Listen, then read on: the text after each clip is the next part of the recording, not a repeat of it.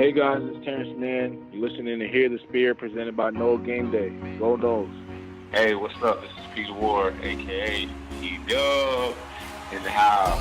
We're listening to Hear the Spear, presented by No Game Day. Go Live, go Noles. Hi, this is Charlie Ward, and you're listening to Hear the Spear, Go Noles. This is Terrell Buckley. You're listening to Hear the Spear, presented by No Game Day. No Bloody. But perhaps better known as the greatest corner to ever step on a football field, Deion Primetime Sanders.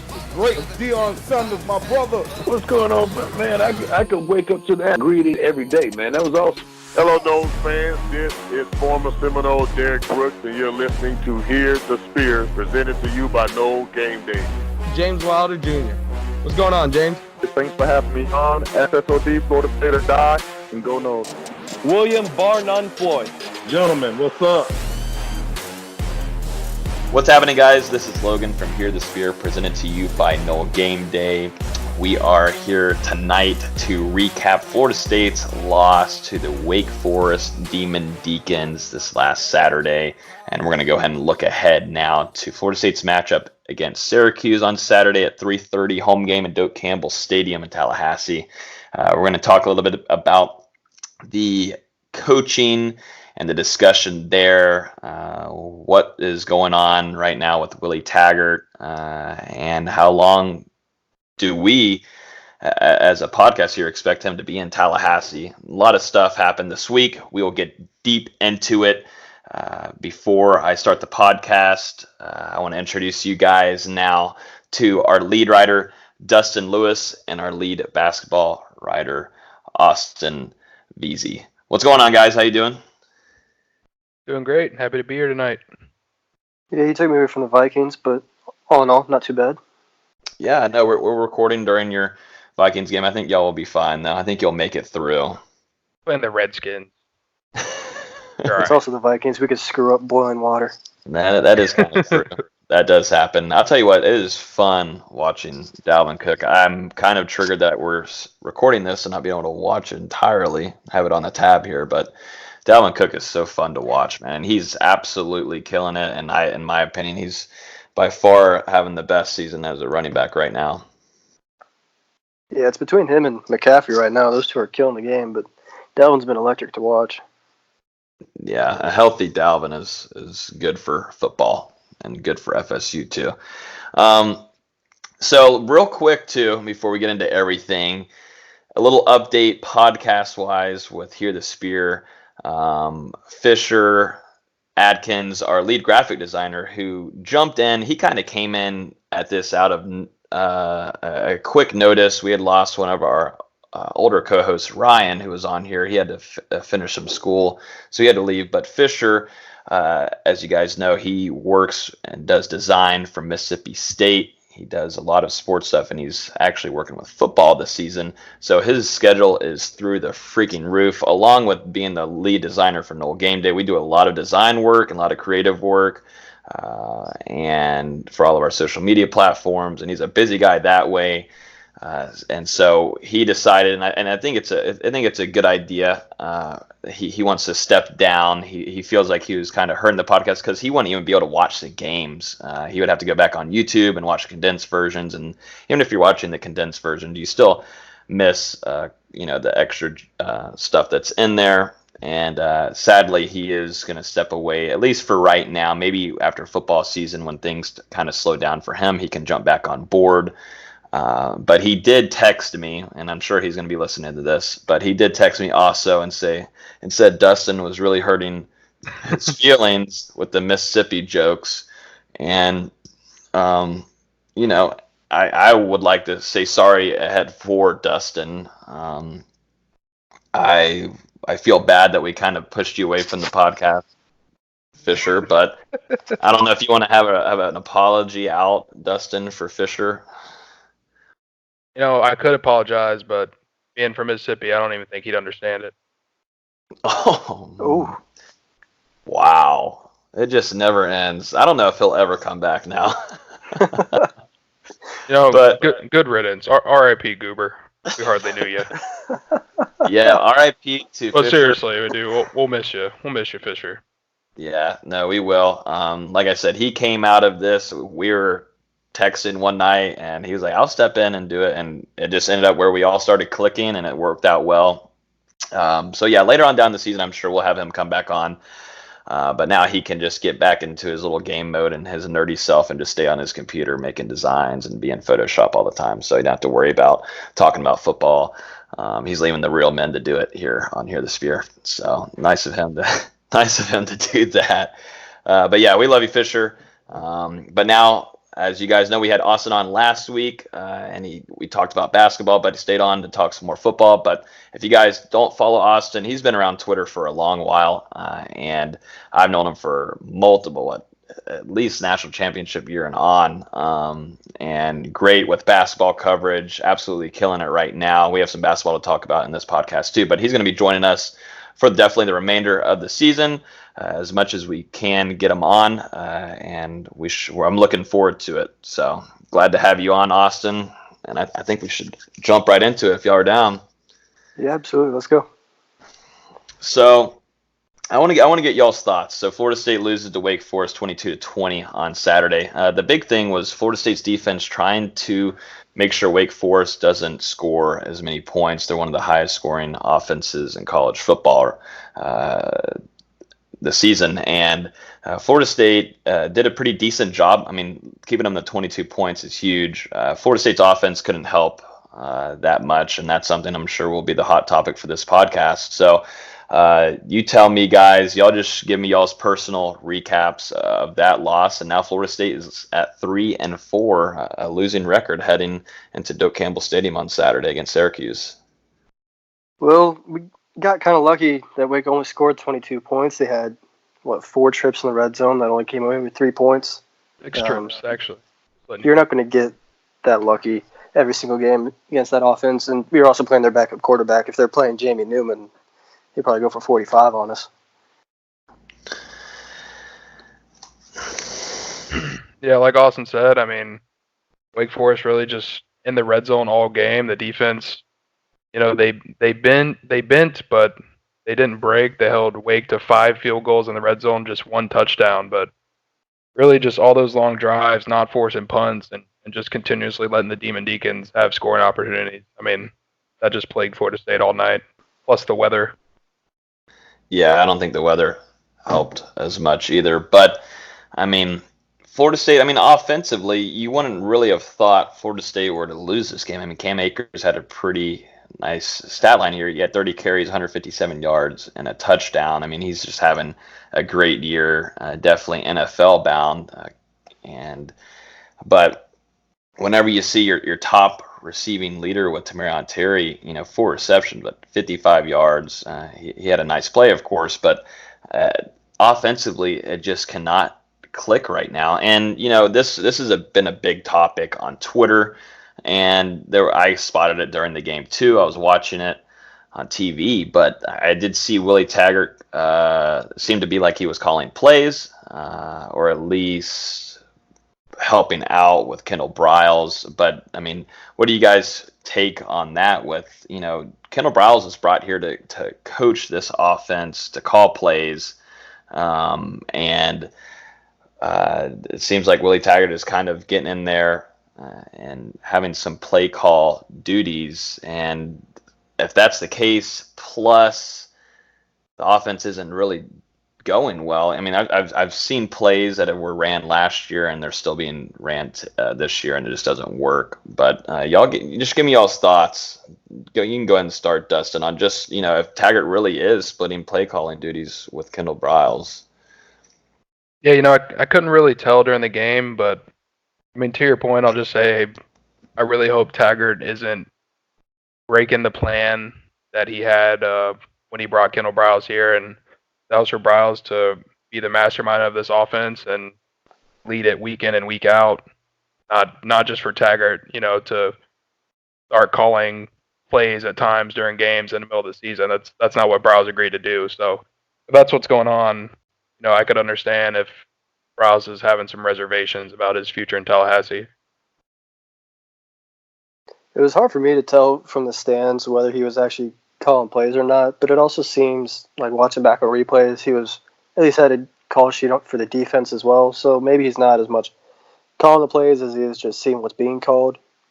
I don't know. It's hard to say. I think he does have some say, like every head coach does, but I don't think he's completely taken over for Bryles.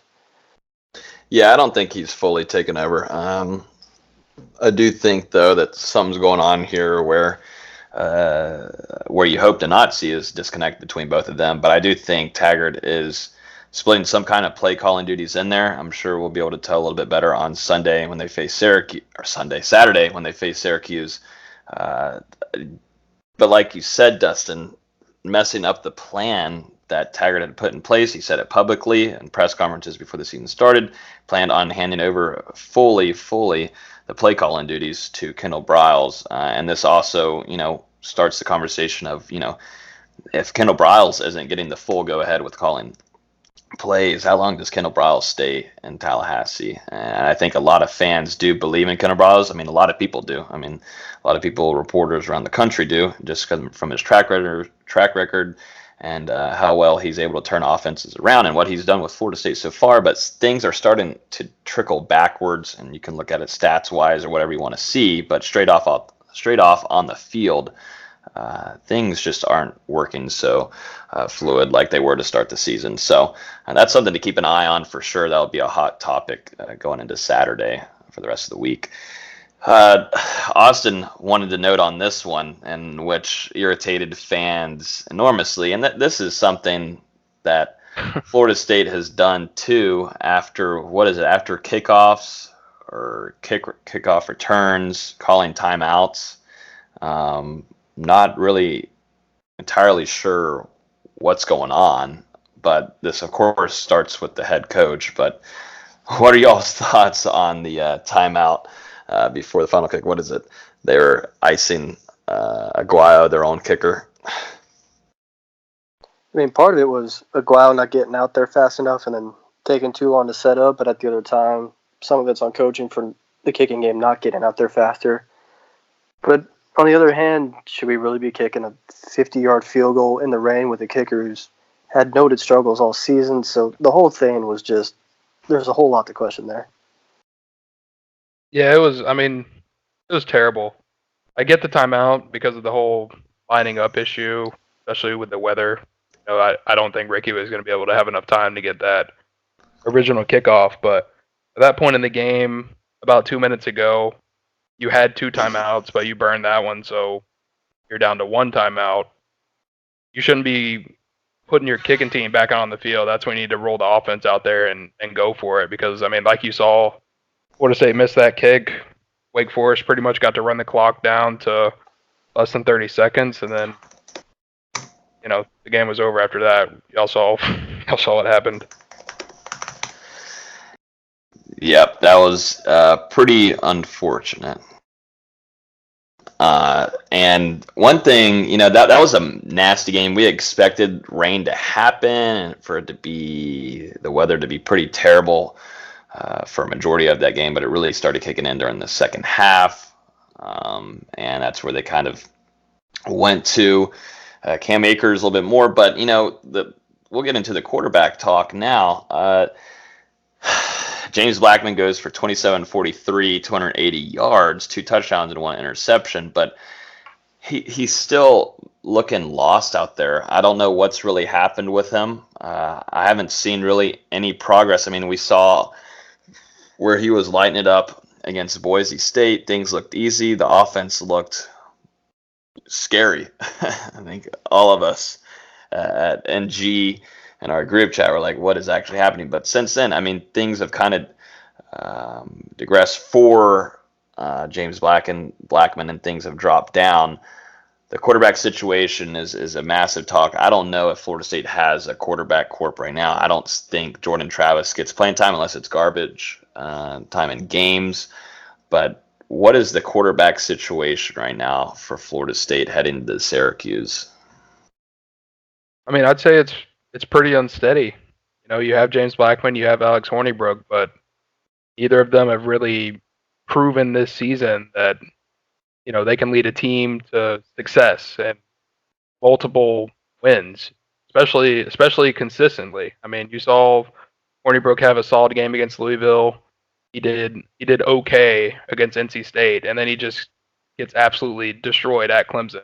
And then same thing with Blackman, like you said, he started the season out strong, and then he's regressed. So at this point, going into Game 8, I don't think Florida State's comfortable at all with where the quarterbacks are at. It's really the liability of the offense along with the offensive line right now, which is pretty crazy to say coming into the season. We thought it'd be a strong point having a quarterback like Blackman as a starter and then having a experienced veteran in Hornibrook as his backup. I didn't even think Blackman played that horribly against Wake Forest. Obviously, everyone's mad about him not seeing, I think it was Keith Gavin, on that fourth down. He missed some throws, which Hornibrook's done all season, and often struggled to move, which against Hornibrook did the same thing. So, yeah, the quarterback play isn't where we thought it would be right now. And after those first few games, we all thought the offense was going to be lighting the world on fire. And last few weeks, you've wondered where they've gone. Yeah, no, I agree. I think there's sort of been, I don't know, the quarterback situation.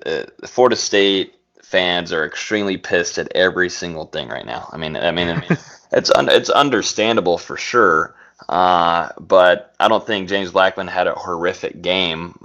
But the highlights of the game is, of course, if you're able to screenshot something and put it on Twitter and show that he's not seen Keith Gavin, even though a play was already being called. Kendall Briles, like Tiger said, immediate play, run off to the right with Cam Akers. What was that, a fourth down?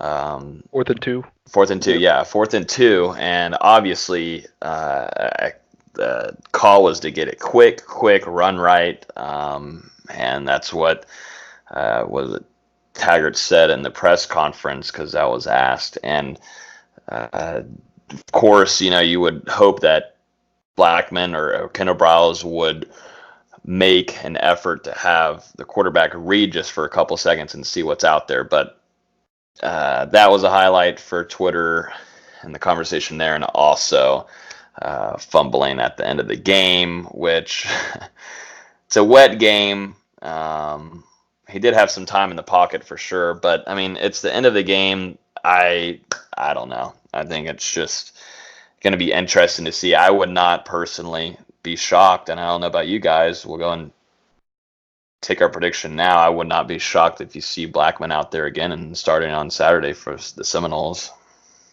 No, not at all. Sorry.